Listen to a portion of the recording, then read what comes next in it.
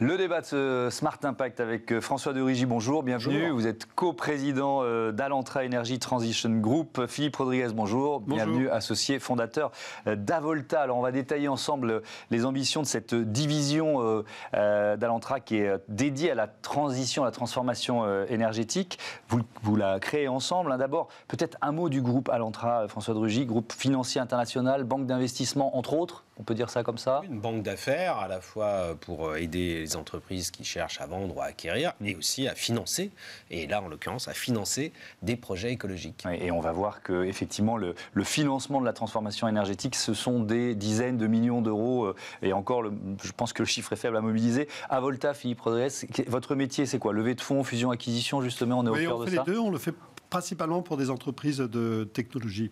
Ouais. La technologie, c'est le catalyseur de la transformation de la société vers le numérique, mais aussi dans la transition écologique. Ouais. Donc voilà, on le fait donc à la fois avec des levées de fonds et des cessions d'entreprises. Alors, quelle est l'ambition, François de Rugy, de cette division dédiée à la transition énergétique d'Alantra? L'ambition, d'abord, c'est de transformer l'activité d'Alantra pour se positionner sur la transition énergétique, transition écologique, d'en faire un des piliers d'activité, parce que ce que l'on voit, c'est qu'il y a à la fois beaucoup de bouillonnement côté financement, c'est-à-dire que beaucoup de fonds d'investissement, beaucoup de banques veulent verdir leur bilan avec des critères très stricts et très sérieux. Et de l'autre côté, il y a beaucoup de projets à financer. Et donc notre rôle, c'est justement de mettre en relation ces projets qui cherchent du financement avec les financeurs. Pourquoi vous avez choisi ce projet? Vous avez quitté la vie politique au mois de juin dernier, juin 2022, si je ne me trompe. Enfin, c'est le moment où vous l'avez annoncé. Pourquoi ce projet? Parce que j'imagine qu'il y en a eu quelques autres, vous avez été sollicité. Alors d'abord, avec Philippe, on se connaissait depuis quelques années, plutôt sur les enjeux de la tech. Oui. À l'époque, Philippe avait sorti un livre sur la blockchain, là maintenant sur le métaverse. Et puis avec Alantra, c'est une rencontre. C'est aussi le fondateur, Santiago Iñárritu, qui est à la fois un banquier d'affaires avec beaucoup d'expérience et aussi francophone, francophile, amateur de la France et voulant conduire cette transition écologique de son activité. Philippe Rodriguez, pourquoi Avolta participe à l'aventure? Est-ce que peut-être ce mouvement vers, on va dire, une finance responsable ou une finance en charge de la transition, il prend quelle ampleur? Il y a beaucoup de choses à faire. D'abord, il faut savoir en fait que le nombre de deals qui sont réalisés dans le green, dans l'ensemble des deals M&A, représente dans le monde que 5%. Donc, évidemment, lorsqu'on regarde ensuite par secteur d'activité, on se rend compte que dans les producteurs d'énergie ou la transformation de l'énergie, c'est beaucoup plus important.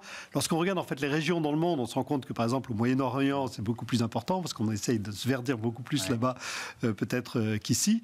Et donc, il nous semble en fait qu'il y a beaucoup à faire pour aider les entreprises à verdir leurs activités par le M&A. Donc par l'achat d'autres entreprises ou bien par la transformation de l'entreprise en investissant.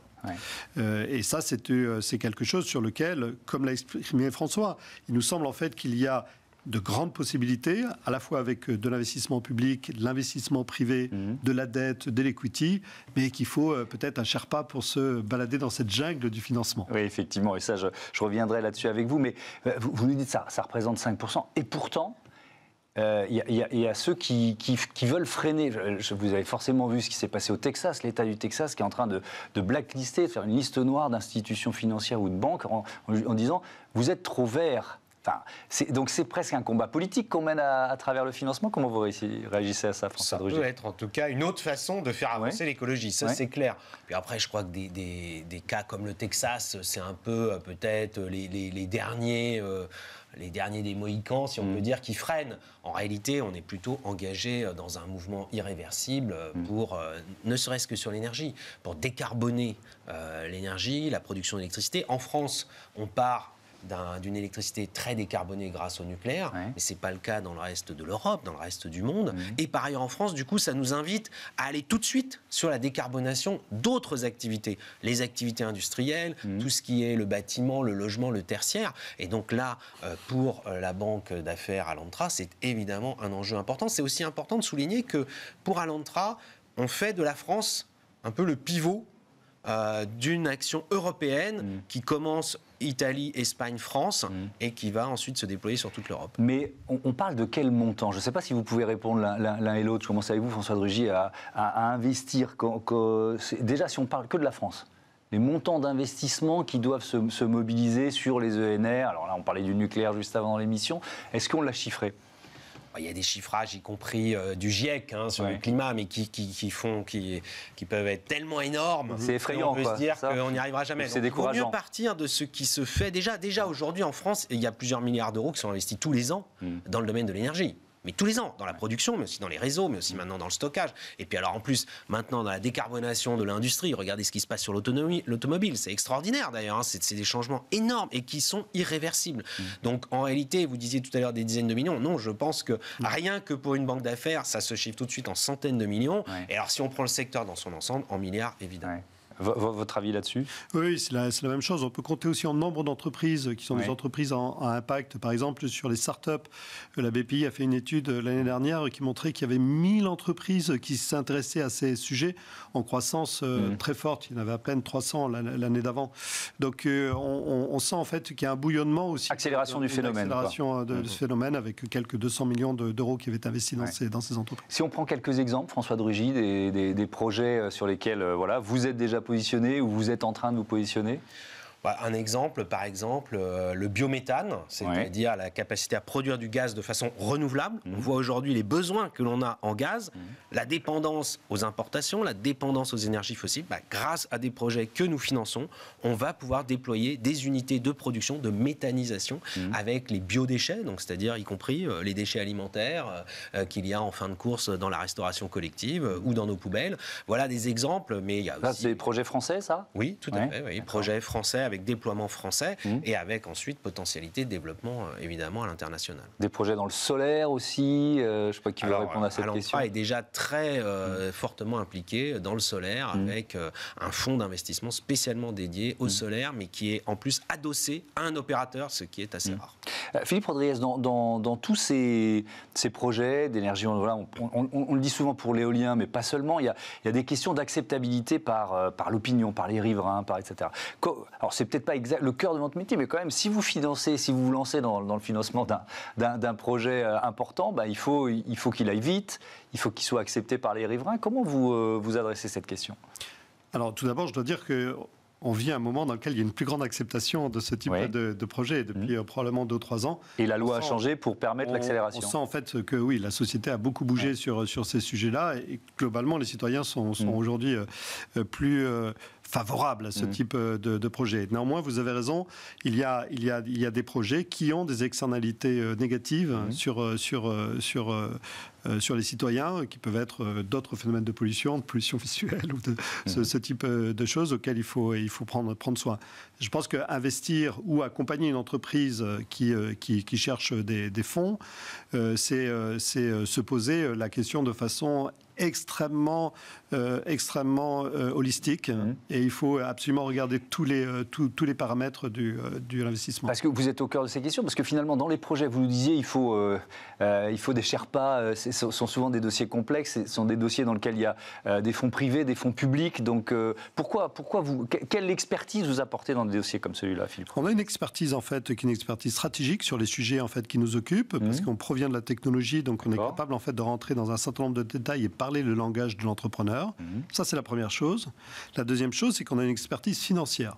Cette expertise financière nous permet en fait de construire des opérations plus complexes que celles que nous organisions par le passé, dans lesquelles les entreprises qui ont besoin de se développer dans ces domaines ont besoin de structurer des opérations qui mélangent à la fois des nouvelles actions, de l'equity, de la dette structurée, de la dette bancaire, parfois également de la dette provenant des pouvoirs publics, et de structurer tout ça dans un ensemble qui soit cohérent. Donc en fait, c'est cette combinaison à la fois d'expertise technologique ou de secteur et cette expertise financière qui nous rend unique. François de Rugy, ce lien public-privé dans le financement, il est obligatoire, indispensable? C'est surtout une complémentarité. C'est-à-dire qu'en réalité, pour développer la transition écologique, d'abord, il y a tout un tas de décisions qui sont du champ politique. Regardez l'énergie, les choix structurants, ils sont faits par les pouvoirs publics, au niveau français ou au niveau européen. Et puis, évidemment, dans le financement, il y a une part de financement public. Alors, vous savez, quand moi, j'étais ministre, je disais, il faut mobiliser du financement privé. Et là, je vois qu'il y en a. Donc c'est une excellente chose. Et en même temps, on peut dire à des entrepreneurs qui ont des projets, mais vous savez, il y a aussi des financements publics à mobiliser, notamment sur l'innovation. Et il faut saluer en plus le fait que la France est une terre d'innovation. Et je pense qu'à l'Antra, à Volta, ont l'habitude de financer des projets innovants. Et dans ce lien public-privé, le fait d'avoir 2 anciens ministres, vous et puis un Espagnol, Nemesio Fernandez Cuesta, à la tête de l'entreprise, bon, c'est pas un hasard, j'imagine. C'est une bonne connaissance, en effet, des mécanismes de décision publique, mais aussi des différentes possibilités de financement public. Il faut une vision politique européenne aussi, Philippe Rodriguez. Est-ce qu'elle est au rendez-vous ? Est-ce qu'il y a des financements européens ? Oui, alors on a un accès assez fort en fait, d'une part sur l'investissement public européen, avec plusieurs fonds qui sont construits autour de l'EIC, autour de l'ensemble de ces fonds qui fournissent des investissements souvent en co-investissement avec des acteurs privés, mais qui sont importants et qui montrent en fait aussi la vision qu'a l'Europe sur ce sujet extrêmement politique, comme on vient de l'exprimer.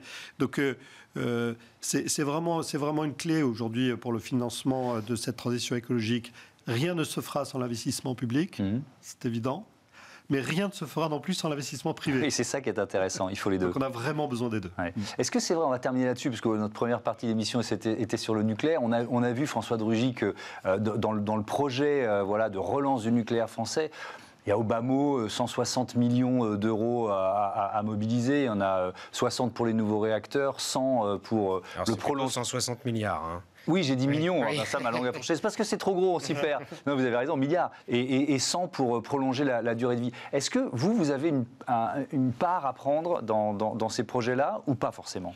Alors si on va sur le financement de l'EPR, donc très très gros réacteurs, là c'est sans doute d'autres acteurs qui seront appelés, mais on pourra y contribuer aussi sur des gens qui vont développer des technologies qui vont permettre de déployer non seulement les gros réacteurs, mais tout ce qui va autour en termes de réseau. Et puis il y a aujourd'hui l'émergence, là c'est de l'innovation, du petit nucléaire. Et alors d'ailleurs, quand on dit, vous savez, Small Modular Reactor, SMR, en fait, on pense souvent à plusieurs centaines de mégawatts quand même, par rapport à d'autres qui font plus de 1000. Et puis, on voit apparaître des technologies qui vont se situer à l'échelle de la dizaine de mégawatts, c'est-à-dire, il faut imaginer peut-être un réacteur nucléaire de la taille d'un container. 50 tonnes, transportable par camion. Bon, ça peut paraître aujourd'hui de la politique fiction, mais il y a des gens qui travaillent très concrètement, des entreprises, qui lèvent des fonds et qui déploient des technologies. Merci beaucoup, merci à tous les deux, à bientôt sur Bismart. C'est l'heure de Smart Ideas, on parle mobilité électrique.